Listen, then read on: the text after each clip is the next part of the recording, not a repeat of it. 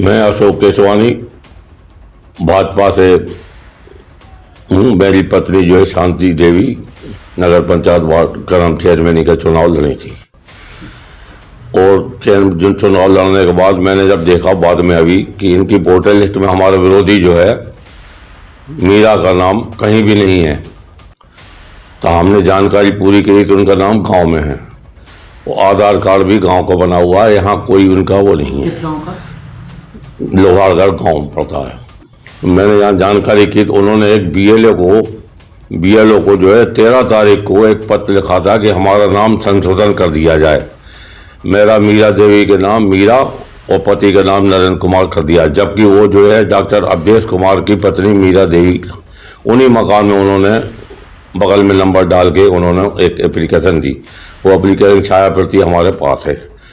इसके बाद जो है उन्होंने जबरदस्ती एक पन्ने पे आखिरी में एक पेज पे अपना जो है नाम फर्जी कंप्यूटर से चढ़वा करके वो उन्होंने पेश करके अपना जो है पर्चा भरवा दिया।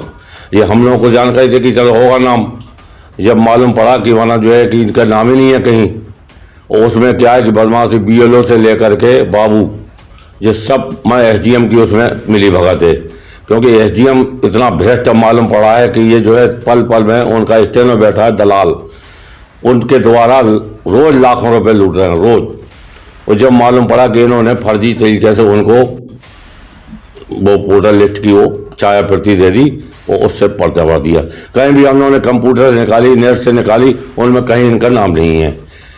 इसलिए इनकी जो है जांच होकर के इन अधिकारियों कर्मचारियों को दंड होना चाहिए, नहीं तो मैं हम लोग ऊपर तक कार्रवाई करेंगे।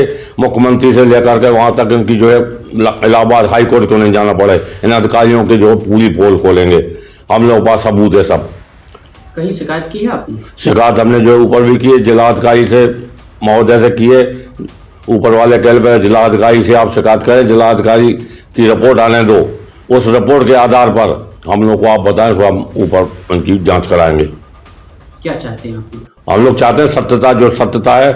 इसके पूर्व में भी जो चुनाव अभी हुए थे वो चुनाव में भी धांधली की गई, हमारे साथ जो है धक्का मुक्की करके हमें भगा दिया गया और 333 वोट से विजयी घोषित कर दिया, जबकि काउंटिंग चल रही थी। मैंने कहा ये हो क्या रहा है, तब मैं अपने बाहर एजेंटों को लवाने गया और उन्होंने आनंद फानल में उन कैंडिडेट को बुला के सर्टिफिकेट दे दिया। जब हम अंदर आज देखा कि उन्होंने जो है सर्टिफिकेट लेके बाहर निकली, 5 मिनट के अंदर उन्होंने इतनी जल्दी दिया, 2 घंटे से पार्षद। देखिए पत्रकार बंधु, जैसा मैंने भी आपकी किसी पोर्टल पे बाइट से देखा है कि पति द्वारा प्रत्याशी महिला थी, क्योंकि महिला सीट थी, उनके पति के द्वारा कहा गया कि जो नामांकन किया गया वो फर्जी तरीके से कर दिया गया। देखिए एक सेट प्रणाली होती है, आरओ एआरओ नियुक्त होते हैं जो सारे अन्य विभाग से नियुक्त थे, और आयोग का इतना सेट रूल है कि हर दिन कौन नॉमिनेशन करता है उसका डेली नोटिस बोर्ड पे चस्पा होता है। हर दिन का पिछले दिन किसने किया, अगले दिन किसने किया, फिर स्कूटनी में कौन कौन पास हुए, फिर उसके बाद फाइनली वापसी होके जो जितने लोग बचते हैं बाकायदा मीडिया में भी दिया जाता है, नोटिस बोर्ड पे भी चस्पा किया जाता है कि फाइनली ये लोग सेलेक्ट हुए हैं, उन्हीं के बैलेट पेपर इत्यादि बनने दिए जाते हैं।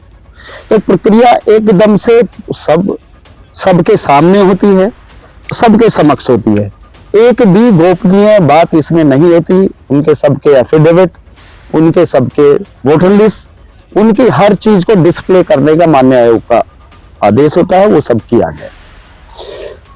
बात रही अब मतगणना की, मतगणना सबके समक्ष हुई है, सबके एजेंट वहां पे उपलब्ध थे, उपस्थित थे, सभी एजेंट के समक्ष सीसीटीवी सब लगा हुआ, वीडियोग्राफी एक एक क्षण की वहां पे हुई है, आरओ एआरओ सारे लोग उपस्थित हैं, हम भी व्यवस्थापक के रूप में उपस्थित थे। सिंगल शिकायत कहीं भी किसी भी, जबकि 3 हम समथर, चिरगांव और मोट को लेकर हमने काउंटिंग की, सबसे पहले भी काउंटिंग हमारी समाप्त हुई, कोई सिंगल विरोध, पूरा मीडिया बंधु भी हमारा वहां पे, उनके लिए हमने पूरी सेल के लिए व्यवस्था की हुई थी और हर क्षण की खबर वो हमसे ले रहे थे। कहीं किसी के पास, आप लोग भी अवगत हैं इस बात से कि आपके पास कोई भी बात इस तरीके की नहीं है कि काउंटिंग में कहीं भी कोई तारीख भी किसी की द्वारा ये शिकायत की गई होगी जी मेरा तो इनवैलिड वोट था, वैलिड हो गया, या मेरी गिनती 50 थी 52 हो गई, इस तरह कोई शिकायत ना तो आपके समक्ष आई ना हमारे समक्ष आई। 3 दिन बीतने के बाद आरोप अब 3-4 दिन बीतने के बाद हार जीत तो देखो, ये तो चुनाव है, एक ही जीत होती है, कि बाकी लोगों की हार होती है। उस तरीके से इस तरह की बात करना वो गलत बात है। ऐसे किसी को शोभा नहीं देता कि किसी अधिकारी के प्रति इस तरह की बात कही जाए।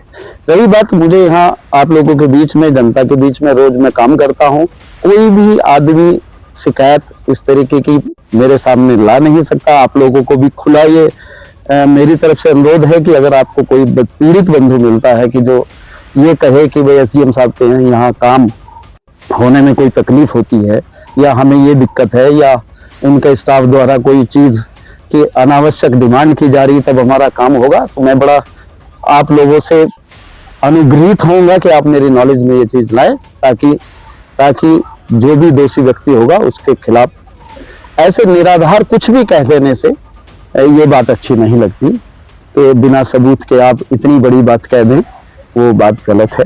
तो मेरा तो आप लोगों से यही कि सारी प्रक्रिया हमारी बहुत ही निष्पक्ष, मतगणना हो चाहे हमारी नामांकन की प्रक्रिया हो, बहुत ही स्पष्ट रूप से, बहुत ही स्पष्ट सबका डिस्प्ले, सबका नोटिस बोर्ड पे जाना, सबका पेपर में जाना, सारी सूचनाओं का फ्लैश आउट करना।